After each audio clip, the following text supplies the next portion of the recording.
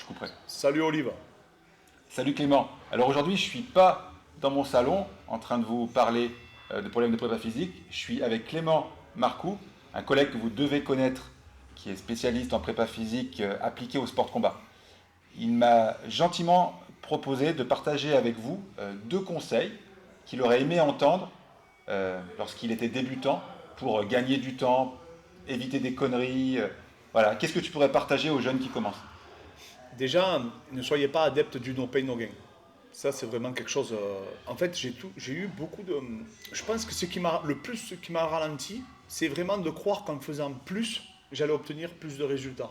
Tu vois, j'étais Ouais. vraiment dans toujours plus. C'est-à-dire, au lieu de faire 3 séances, j'allais en faire 6. Alors, ça peut paraître bizarre, hein, ce que je dis. Les gens vont dire, oui, mais attends, c'est logique. Non, non, mais souvent, on ne se rend pas forcément compte. On fait des séances interminables. On pense que même si on saute une séance, c'est la catastrophe, on va perdre toute notre masse musculaire ou toutes les performances recherchées et du coup les progrès. Et en réalité, on s'aperçoit que pas du tout. Et en fait, je m'étais un peu entêté à ça. Ça me dire, ouais, si je sors pas d'une séance en étant KO, c'est que j'ai pas bien travaillé. Et je vous promets qu'en prépa physique aujourd'hui, beaucoup, malheureusement, de préparateurs font encore cette erreur de rincer littéralement leur athlète en s'imaginant qu'ils partent du principe de dire ça va créer des phénomènes compensatoires, donc créer le phénomène de surcompensation, Ouais. donc d'adaptation positive. Et au final, et ça sera mon deuxième conseil, quand vous allez avoir un véritable feedback, c'est ce que je n'avais pas à mes débuts au Liban, ce que je faisais, mais comme je dis souvent, je faisais pour faire. Je ne faisais pas pour évoluer. Mais je ne m'en rendais pas compte. Je m'entraînais pour m'entraîner. Je ne m'entraînais pas pour évoluer. Et souvent, quand on s'entraîne, on se dit oui, mais j'évolue. Mais non, parce qu'on n'a pas de feedback. Je ne marquais pas mes poids. Je ne marquais pas si j'avais gagné 3 répétitions en plus. Et je te promets qu'on sous-estime énormément. Je pense que c'est le truc que j'ai le plus surestimé. Moi, j'appelle ça le cahier d'entraînement. C'est-à-dire qu'aujourd'hui, j'ai un cahier d'entraînement. Quand je fais une séance de spécifique en sport de combat, je marque ce que j'ai appris. Quand je fais une séance de préparation physique, je marque le nombre de répétitions que j'ai. Et en fait, j'ai un feedback sur l'année. Alors, je le fais au papier, mais tu peux le faire pareil sur un tableau Excel, peu importe. Mais vraiment, les deux conseils que je dirais, c'est pas s'entêter à faire le plus, donc pas rentrer dans le no pain, no gain, hardcore, etc. Pourquoi? Parce que vraiment, ça va vous piéger.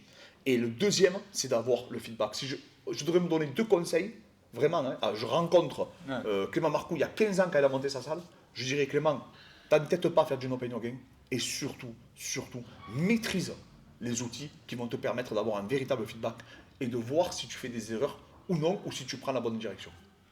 Bah écoute, merci beaucoup Clément. Je crois que là, tu as résumé d'ailleurs une bonne partie de ma pensée.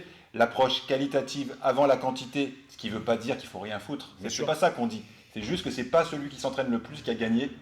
Tu vois, le champion olympique, c'est pas nécessairement celui qui s'est le plus entraîné. Hein. C'est celui qui a fourni un travail, certes important, mais le plus intelligent, le plus ciblé possible. Et le deuxième point, c'est ça. C'est que pour savoir si on progresse, pour savoir si ça évolue, faut-il encore avoir des chiffres, quoi. C'est-à-dire que tu vois, un prépa physique, moi, que je vois à l'entraînement qui note rien, c'est à la frontière de la faute professionnelle. Ah oui, bien sûr. Peut-être mes mots sont un peu forts, mais à un moment donné, tu dois savoir ce que tes athlètes y font. Série, répétition, tempo, exercice évidemment, récup. Ça paraît le B à bas, quoi, tu vois.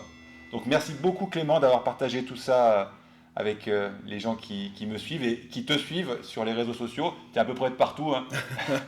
Sur Je sais Clément pas, mais en tout Marcoux, cas, TikTok, YouTube, Instagram. on essaye de suivre la nouvelle génération de préparateurs C'est physiques. ça. On vous laisse pas les jeunes. On vous laisse pas. Allez, merci beaucoup. Merci beaucoup.